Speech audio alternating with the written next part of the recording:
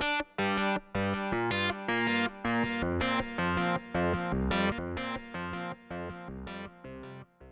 considère le discours comme un fait plurisémiotique, c'est-à-dire pas simplement textuel, mais qui va lier en fait aussi toutes les productions qui peuvent permettre de construire ou de faire circuler du sens, donc y compris aussi des images, donc notamment tout ce qui va être dispositif numérique. On voit qu'on a des discours en ligne qui sont totalement plurisémiotiques. On est au monde en étant dans une toile de discours définie, et charge à nous parfois de se désolidariser de ces toiles ou de tisser nos propres toiles de discours. Il y a quatre dimensions en l'occurrence dans le discours.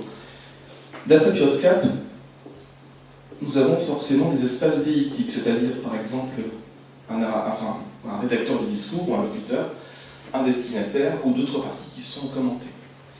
Donc un je, un nous, pour les rédacteurs de discours par exemple, bien ensuite un tu, un il, etc., etc.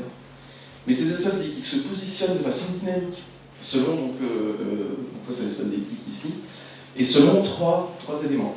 D'abord un axe temporel, donc suivant si un élément discursif est plus ou moins proche de nous dans le temps, un axe spatial et un axe axiologique, donc avec un certain nombre de valeurs qui vont être véhiculées. On a un texte extrêmement déclaratif, prescriptif, mais avec une absence, on va le voir en fait dans le détail, d'acteurs déterminants.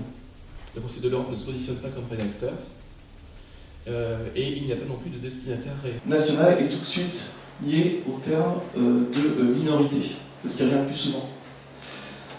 Et quand on analyse en fait ça, ce qu'on a fait avec les collègues dont je parlais tout à l'heure, on s'est rendu compte qu'en fait, le niveau local, régional, national, minoritaire ou communautaire, c'était dans les textes du Conseil de l'Europe la même chose. C'est-à-dire que les nations, les pays, les États ne sont pas considérés comme des niveaux intermédiaires qui permettent d'appliquer une politique européenne, mais comme des minorités à gérer. Je la fais court. Les fonctionnaires européens vont présenter des cartes maintenant aux étudiants, enfin aux gens qui viennent visiter les institutions, des cartes sans frontières nationales, il n'y a plus que des frontières régionales. Donc il y a un projet fédéral qui est en marche, un projet régionaliste en marche, pour preuve d'ailleurs le fait qu'il y a beaucoup plus de subventions accordées aux régions maintenant qui sont considérées comme des ensembles autonomes par Bruxelles qu'aux États. Évidemment, quand on promet la culture et la diversité, c'est facile. Personne ne peut être contre ce discours-là. Dans la mesure où c'est un discours qui, globalement, est plutôt positif. C'est un peu comme promouvoir la paix, mais ça, d'ailleurs, c'est une autre problématique, puisque dans les discours pro-européens, on a ça qui revient souvent, y compris de la part des fonctionnaires européens. C'est-à-dire s'il n'y avait pas l'Europe, il y aurait la guerre tout le temps. Et donc, en fait, grosso modo, c'est le problème de l'alternative, en fait, qui se pose.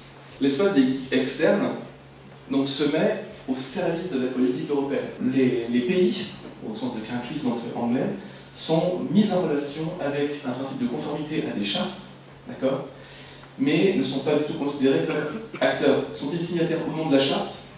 Peu importe, il faut de toute façon mettre en œuvre cette politique.